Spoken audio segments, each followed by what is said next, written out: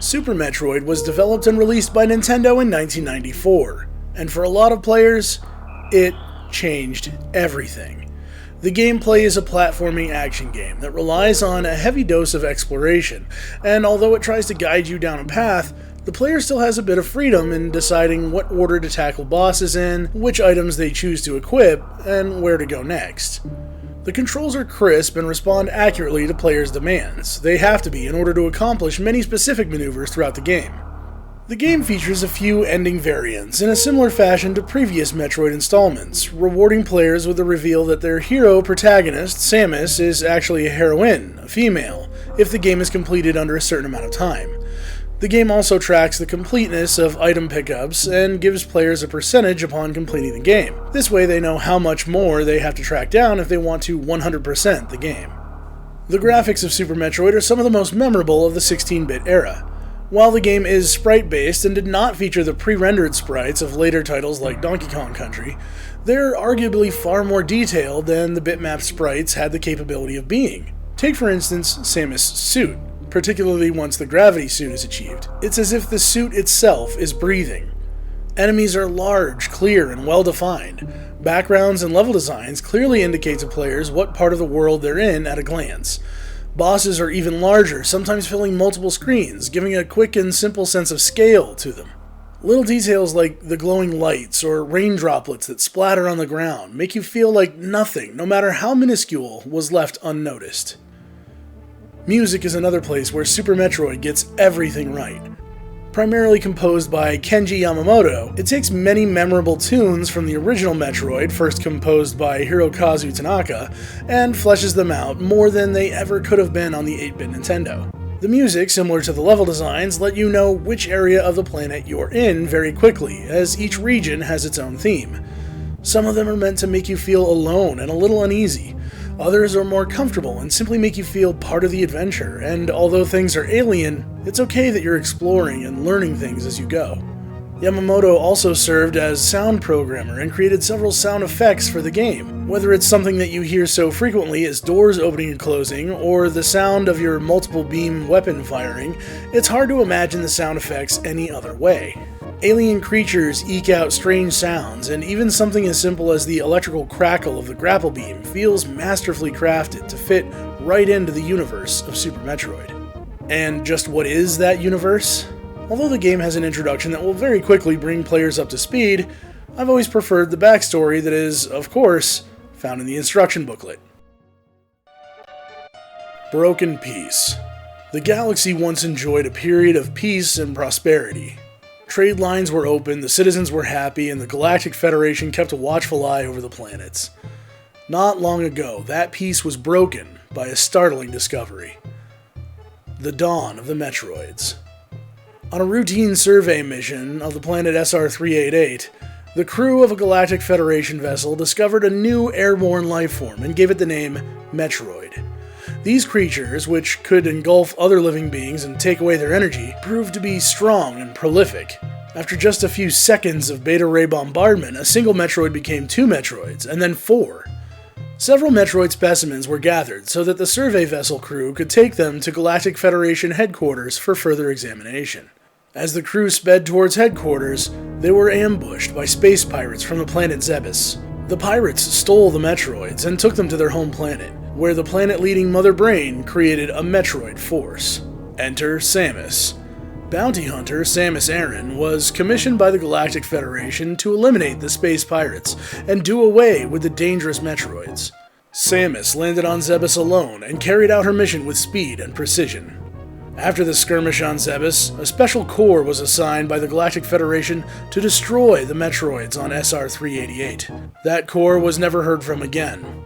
The Supreme Council gave Samus the job to fly to SR-388 and do what the Special Corps could not do: make the Metroids extinct. Return to SR-388. The Metroids on SR-388 were more advanced than the creatures on Zebes. These monsters could shed their skins and grow even stronger. Samus worked deep below the surface and blasted all of the Metroids in her path. Her final victory was against the enormous Metroid Queen. When the Queen was defeated, Samus discovered a Metroid egg which hatched before her eyes. Even this hardened bounty hunter could not destroy the Metroid larva. When the larva sensed Samus' presence, it clung to her as though it had found its mother. Samus packed up the Metroid and took it with her to the Space Science Academy on the Galactic Federation space colony, where scientists could study the creature and understand its special organic structure. A new discovery.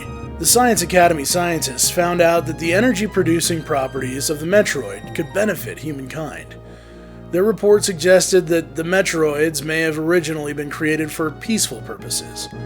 Just when it seemed peace and order had been restored, Samus received an emergency directive from the Galactic Federation. Emergency, return immediately to the Space Science Academy. When Samus made her way to the research facility, she found the building in ruins, and the Metroid larva was nowhere to be found. Out from the darkness came a group of Zebesian space pirates and their leader, Ridley, who had the Metroid larva in tow. The pirates fled to a rebuilt planet Zebes, and Samus followed them, resolving to finish them off and save the hatchling. What appears in the manual is a more detailed version of what appears at the beginning of the game, but more importantly, it sums up the first two games perfectly. There is not a lot of retcon or retroactive continuity happening here. It's literally telling you the story that you may have experienced so far, or that you may have missed up to this point if you hadn't played the previous installments. That's it. Super Metroid simply continues as the final chapter in a thrilling trilogy. It has no intentions of rewriting its own history. Although I pick this game up quite frequently, I just toy around with a few of my favorite moments and quit. Being the first time I've played this game from beginning to end in years, I wanted to dive in and not just capture some footage for the show, but really experience everything the game had to offer. When I was younger, I let a friend borrow my copy, and when I went to pick it up from him, he disappeared for several minutes before bringing it back to me. When I turned it on at home, all of my saved games were deleted.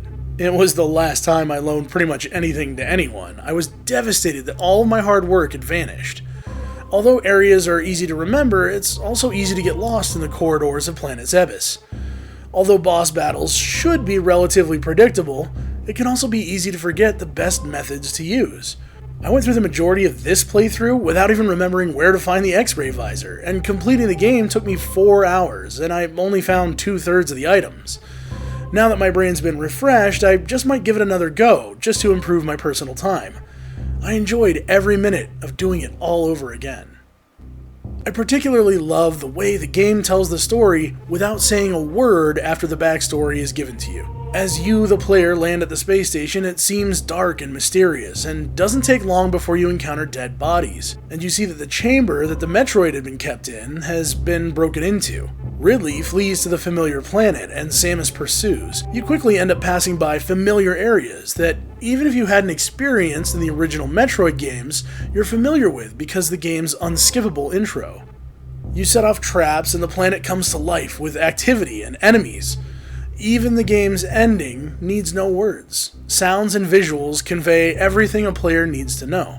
And although the final boss battle is arguably more like a cutscene than actual gameplay, it never ceases to feel absolutely amazing every single time.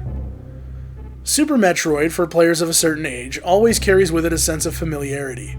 But even for new players, that familiarity is installed on your first playthrough.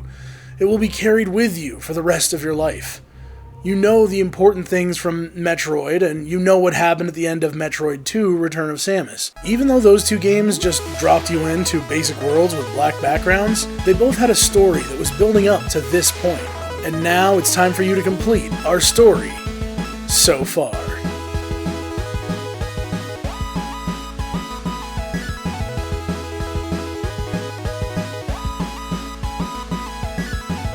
Hey everybody, thanks for watching episode number 99 of Our Story So Far TV.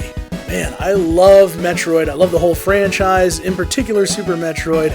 I really just wanted to save this for a special occasion, and episode number 99 is a beautiful number, so it seemed like the best time to do it. Share your love for Super Metroid with a like on the video, a comment down below. Feel free to subscribe to the channel. There's obviously almost 100 episodes here on the channel, so please feel free to binge watch.